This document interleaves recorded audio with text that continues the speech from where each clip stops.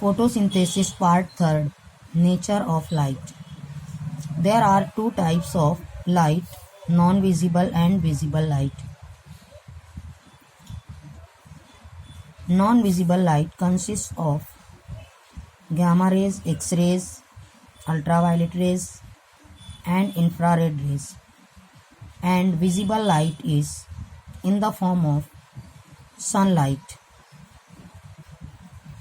Non visible light यानी ना दिखाई देने वाली रोशनी, जो gamma rays, X rays, ultraviolet rays और इंफ्रारेड रेज की शक्ल में होती है, और विजिबल लाइट यानी दिखाई देने वाली रोशनी, जो सूरज की रोशनी की शक्ल में होती है.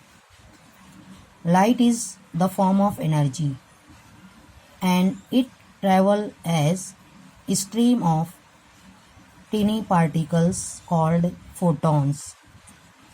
Each photon contains one quantum energy.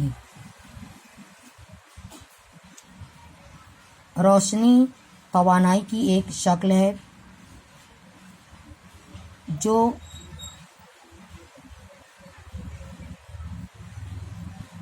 बहुत ही छोटे ज़र्रात की शक्ल में सफ़र करती है, और ये छोटे ज़र्रात होते हैं फोटॉन्स. हर फोटॉन में एक क्वांटम एनर्जी होती है. Light has different colours with different wavelengths.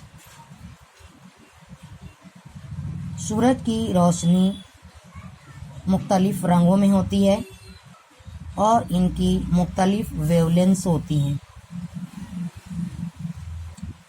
and wavelength ranging between 390 nm to 730 nm,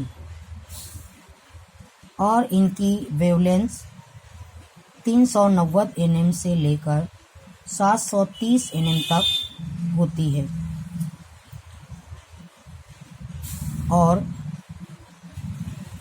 wavelength का ये हिस्सा विजिबल लाइट या इलेक्ट्रोमैग्नेटिक स्पेक्ट्रम कहलाता है. This electromagnetic spectrum is found between wavelengths of ultraviolet and infrared radiations. Visible light का वो हिस्सा जो 390 nm वेवलेंथ से लेकर 730 nm तक होता है, उस हिस्से को इलेक्ट्रोमैग्नेटिक स्पेक्ट्रम कहते हैं. और ये हिस्सा अल्ट्रावायलेट रेज और इंफ्रारेड रेज के बीच में होता है.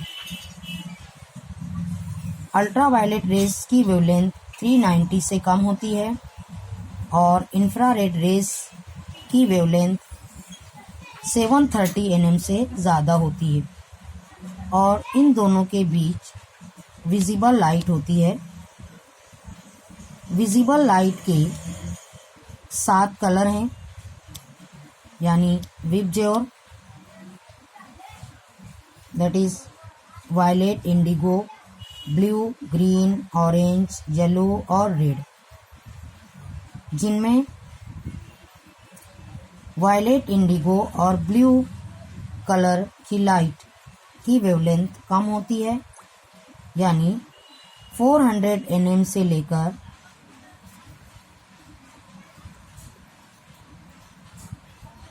या 390 nm से लेकर 500 nm तक होती है. और ग्रीन, ऑरेंज, येलो और रेड कलर की लाइट की वेवलेंथ 500 से लेकर 730 nm तक होती है. रोशनी की वेवलेंथ जितनी ज़्यादा होती है, उसकी एनर्जी उतनी कम होती है, और अगर वेवलेंथ कम है तो उस कलर की लाइट की एनर्जी ज़्यादा होती है, यानी उसमें फोटॉन ज़्यादा होते हैं। और एक रोशनी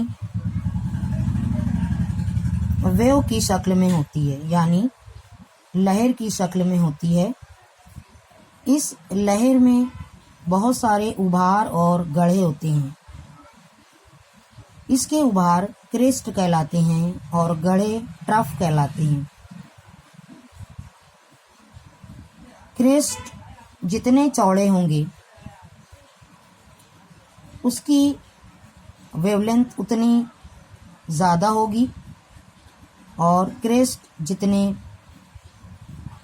छोटे होंगे उसकी वेवलेंथ उतनी कम होगी। वेवलेंथ का मतलब होता है द डिस्टेंस बिटवीन टू क्रेस्ट्स, यानी दो उभार के बीच का जो फासला होता है वो उस लहर की वेवलेंथ कहलाता है। और ये वेवलेंथ नंबर ऑफ क्रेस्ट्स के ऊपर डिपेंड होती है। यहाँ आप देख रहे हैं डायग्राम में कि वायलेट, इंडिगो और ब्लू कलर की लाइट की वेवलेंथ कम होती है, क्योंकि यहाँ पर उभार, वेव के उभार छोटे हैं। जैसे जैसे हम आगे बढ़ेंगे वेव के उभार बड़े होते जाते हैं और चौड़े होते जाते हैं। इसलिए ग्रीन, ऑरेंज, येलो और रेड लाइट की वेवलेंथ ज़्यादा होती है। अब इनकी एनर्जी वेवलेंथ के ऊपर डिपेंड होती है। वेवलेंथ अगर ज़्यादा है तो एनर्जी कम होती है। जैसे जैसे आप आगे देखेंगे वेवलेंथ कम होते जा रही है और एनर्जी इंक्रीज हो रही है। वेवलेंथ कम होती है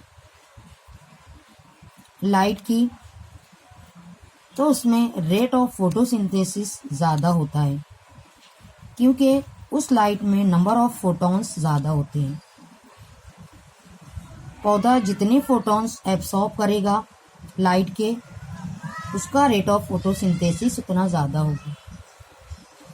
वेवलेंथ अगर ज़्यादा हो जाती है तो नंबर ऑफ फोटॉन्स कम होते हैं, इसीलिए रेट ऑफ फोटोसिंथेसिस भी उसमें कम हो जाता है।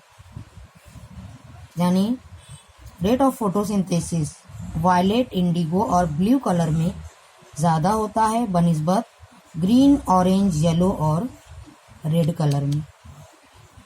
तो रेट ऑफ फोटोसिंथेसिस लाइट की वेवलेंथ पर डिपेंड होता है। वेवलेंथ कम होगी तो रेट ऑफ फोटोसिंथेसिस ज़्यादा होगा, और अगर वेवलेंथ ज़्यादा है तो रेट ऑफ फोटोसिंथेसिस डिक्रीज हो जाता है।